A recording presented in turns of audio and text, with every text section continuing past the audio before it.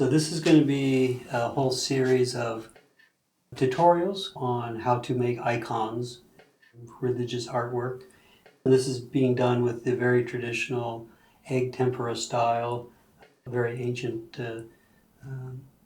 Christian way of painting, and it was even done like different styles but very similar even before Christianity started. So this is a typically what someone would recognize as a Christian style of an icon. This is the close-up of an icon of the Our Lady of Guadalupe. And so I painted this last week here at the monastery. Actually, the technical term is called writing an icon because it's a visual language. But it's a language. And so ography means to be writing. So this is, you would write an icon. So this is what the end product would possibly look like. And what we're going to show here in these series of videos is how to make the icon board. So as you can possibly see here, I'm doing these on plywood, and this was a fairly inexpensive kind of plywood, and we do have some that I'll be doing later that are on a much more refined cabinet, high quality plywood. But you can see it has a very highly polished white surface on it, and so we'll be doing that. And so what it starts off with, here's, I don't know if you can see this, but this is the really high quality cabinet grade plywood. And so there's many different layers in here all sandwiched together, and hopefully this will be stable dimensionally over a long period of time, so it won't warp and crack. And so what the whole beginning process is, well, of course, shaping the boards to the size that you want. And I will be working on some boards this size. This is probably the largest that I'll do, or just a slightly larger than this. But you see again, this is the high quality plywood.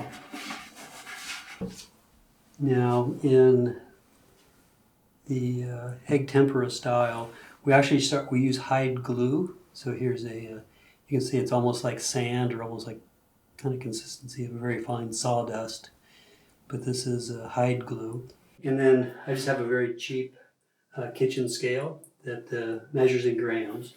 And so for making the glue, you use 80 grams of the hide glue into the liter of cold water. And then we let the mixture sit overnight, and it kind of turns into, this is the glue that we made yesterday. And it's kind of this is a fairly thin solution. And what I would do to make this into the board would be to put it into some heated water. And I don't want it to boil. And so this, just have this very inexpensive kitchen thermometer that you put into food. And this right now is registering 140 degrees. And just putting some boiled water and letting it sit there, this would turn into kind of more of a liquidy solution here. And what I could do would be just to having some pre-cut boards the size that I want them. We just take just a very cheap house paint kind of for latex brush or something, and just dip it in there with the hot glue on it, and just paint the surface with it so it's all completely covered. And I just let that sit overnight, and then come back in the morning and then have some fabric that's already pre-cut to basically the same size, a little bit larger. And but again, heat up the glue, saturate the fabric, paint the board, saturate the fabric, and then put it on there and try to get all the wrinkles out of the fabric. And then right here is a board that I made about a month ago when I first arrived here, that has the glue and the fabric already attached to it. So if I put the glue on the boards today, tomorrow we'd be able to attach the fabric on here like this. And then I'd let that sit for another day, and then we would start working with the gesso. So if this is the glue that was made with was 80 grams of hide glue to 1 liter of water. I hope I said that right the first time.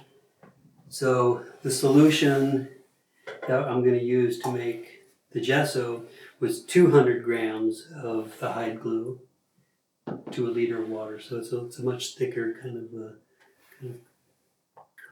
a glue.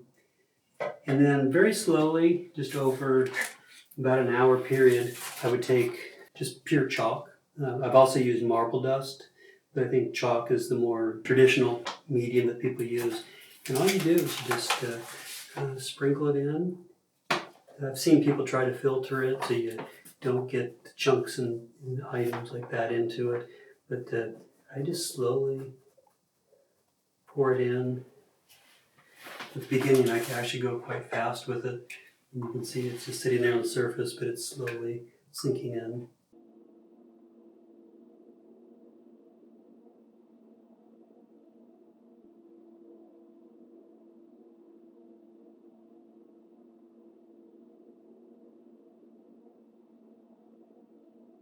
There's like the whole thing just plopped in. And just slowly build that up. And we did this morning.